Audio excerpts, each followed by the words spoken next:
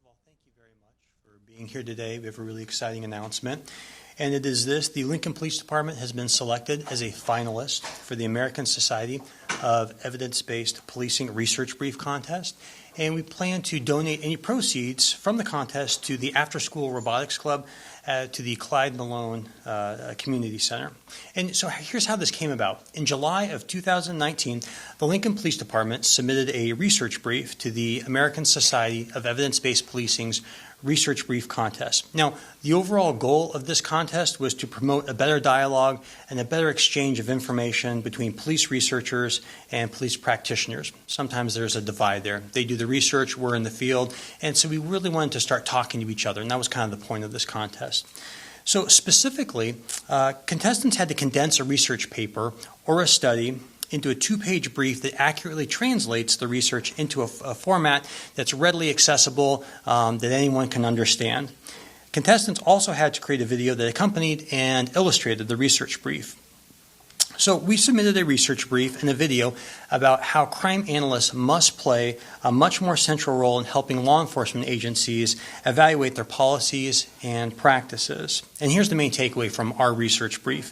If agencies like LPD are truly committed to developing and implementing evidence-based practices, then agencies must hire, train, and use crime analysis for program evaluation. LPD's video highlighted several ways in which the LPD Crime Analysis Unit helps the department evaluate our crime-fighting strategies. In September of 2019, our agency was selected as a contest finalist, and part of this contest involves the public voting for the best video. And LPD is asking for the public's vote to help us win this contest. And here's how the public can vote. Go to our YouTube video link, which we will have included. You can click on that link. You can go to our YouTube video. And in the comment section, we're simply asking people to type the words "first place." That's all. If you want to enter other comments, that's fine, but we're specifically asking people to enter the words "first place." And the reason is the American Society of Evidence-Based Policing is going to use the number of comments to help them determine a winner. The winner of this contest will receive $1,250, and if LPD is selected, we plan to donate this money to the Malone Center's After School Robotics Club. And I think it's really, really interesting how this came about. In February, I talked to Ishmael Valenti over at the Malone Center, and we had a conversation. It was very, very informal, and we talked about a lot of different things. We talked about the Malone Center. We talked about LPD, just a variety of topics. But the point is, if he and I hadn't sat down and had that conversation and really tried to just build our relationship and learn about each other, I never would have found out about the Robotics Club. So fast forward to September, as I'm thinking about the ways that we use data and science to improve our service to the community, I thought, these kids, their after-school program, their robotics program, they're also using data and science to help improve our community and help improve our world. So that's why we have selected them as a hopeful recipient of any monies that we receive from this contest. I also wanted to say this. All of this would not have been possible without LNK TV. They helped us film. They helped us edit our video. And I'm often fond of saying that we frequently bring kind of raw, unfinished ideas to LNK TV, and they make them magical. They're amazing. They've been an amazing partner in this whole thing. So we are very, very grateful to them.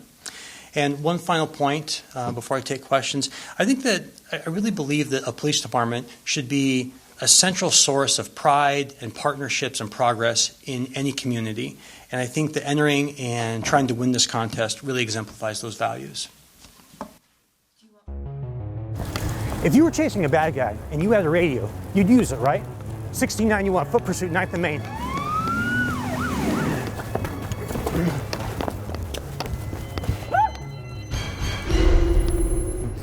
If you had to arrest a bad guy and you had handcuffs, you'd use them, right? If you had to drive a bad guy to jail and you had a cruiser, you'd use it, right? So let me ask you this. If you had people in your police department who were reading police reports and they were looking at crime data and they were looking at trends in the data, why wouldn't you use those same people to help you evaluate your policies, procedures, and strategies to fight crime? That's one of the main questions that Pease and Fang asked in their 2017 paper about the role of crime analysts in police departments. Before we talk about the paper and their findings and why they're so vitally important to the field of law enforcement, let me give you some background about the field of crime analysis. Prior to the era of intelligence-led or data-driven policing, officers and agencies were often left to their own devices to figure out crime patterns, trends, and where incidents were likely to occur. My crime witching rod says a robbery is about to happen right there.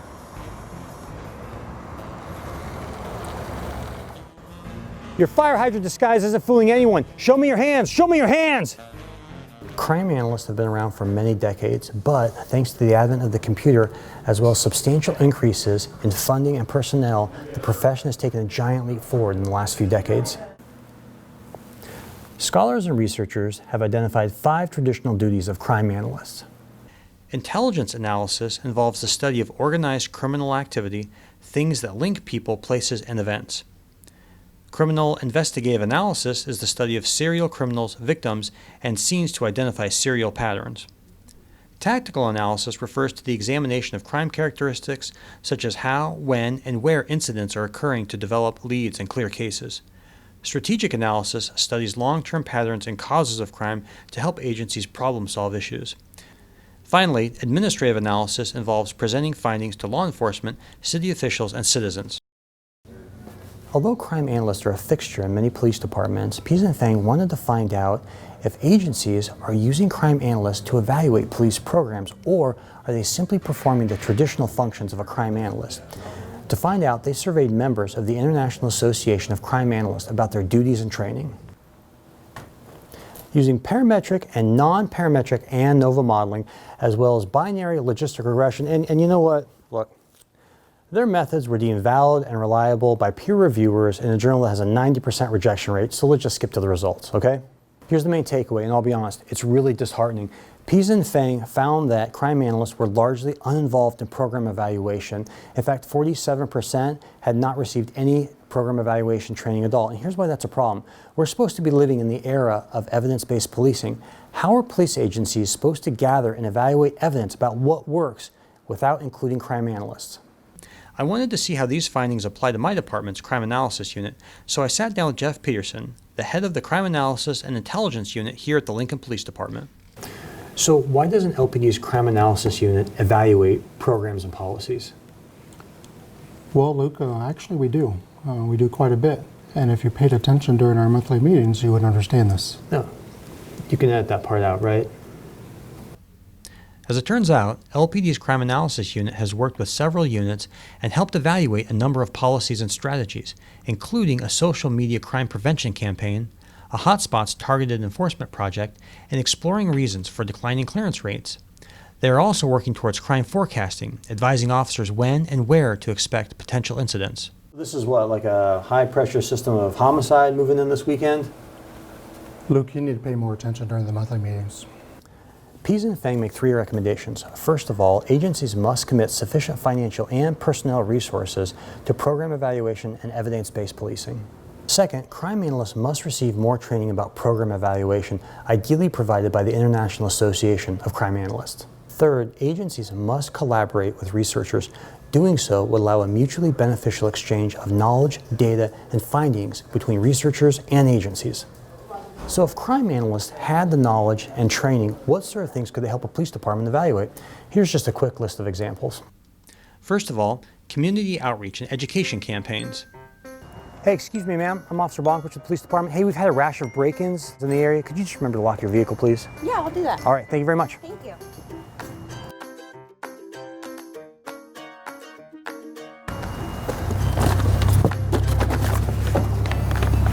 Lock your door! Why'd you do that? Do you really think yelling at people is going to prevent crime? Well, not anymore. I mean, the data's pretty clear on that.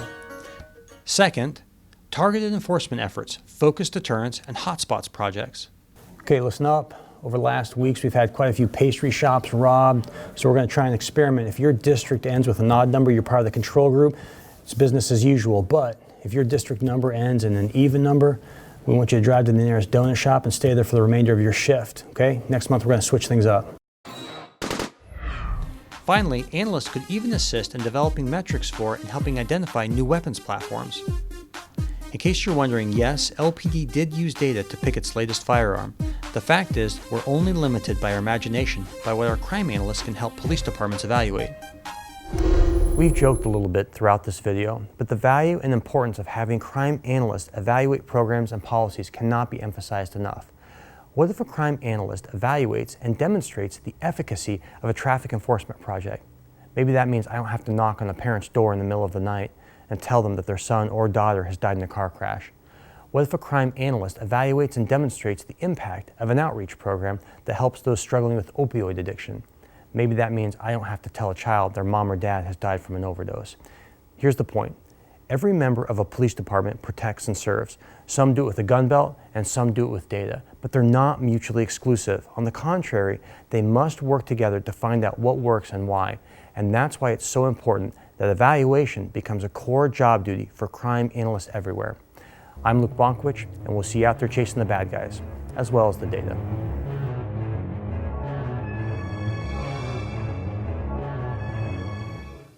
So what questions can I answer? So why, the better dialogue, the exchange of information, why is it so crucial for solving crimes? I mean, how do average Lincolnites, how do they benefit from this? Sure. Well, let me give you an example. The 9 p.m. routine that we've done on our Facebook page. At 9 p.m. we put out this post. We tell people to take all the valuables from their cars, make sure they're out of sight. We tell them to lock up cars and homes and things like that.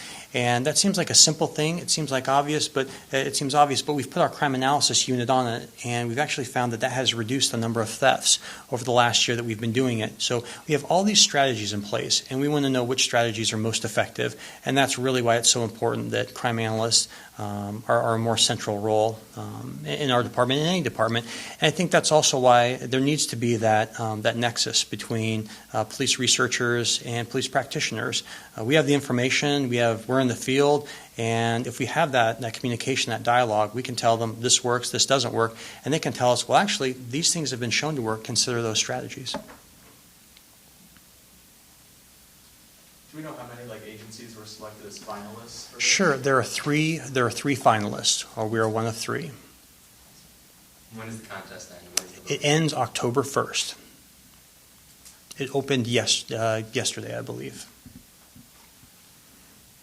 Is it possible to get a copy of a 2-page brief, too? Yes, absolutely. We'll send it. Yes.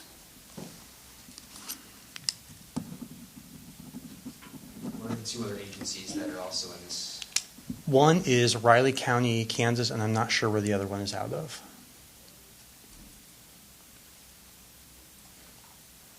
Do we know how many submitted altogether for this before the I finalists were don't. selected? I don't know how many people submitted. And We're up to 12 likes, but likes don't count, though, likes right? don't count. We're looking for Oh. comments. They have to say Dang it. first. They have to say first place. All right.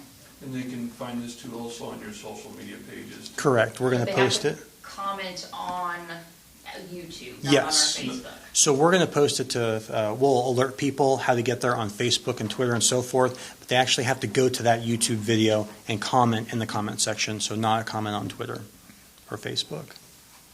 Is this the first time this contest has gone on, or how long has it? I don't know. This is the first time I've become aware of it.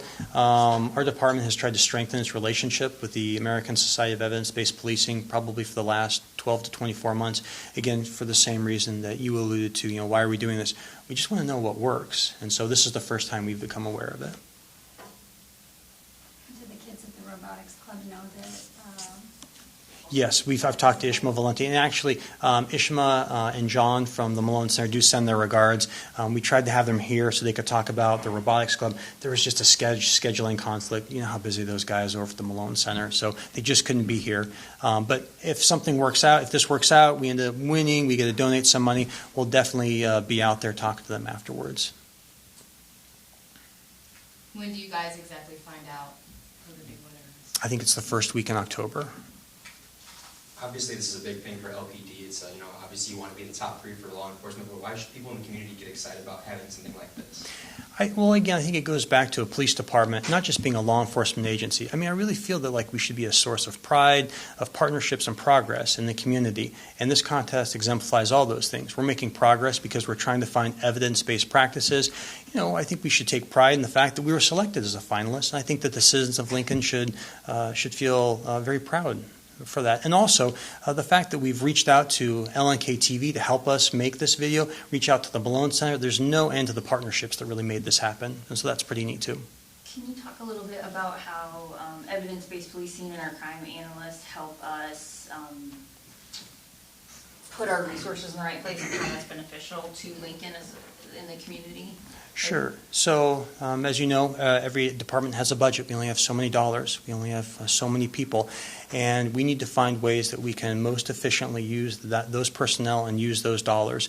And so if our crime analysts are involved in whether it's something like narcotics enforcement or traffic enforcement or neighborhood quality evaluation, whatever it is, we need them on board from the very beginning so they can help us evaluate, hey, this strategy worked, this strategy didn't work. And if it didn't work, well, let's put more money and more resources towards things that do work. That way we're responsible with the taxpayers' money, and that's really the bottom line of what it is.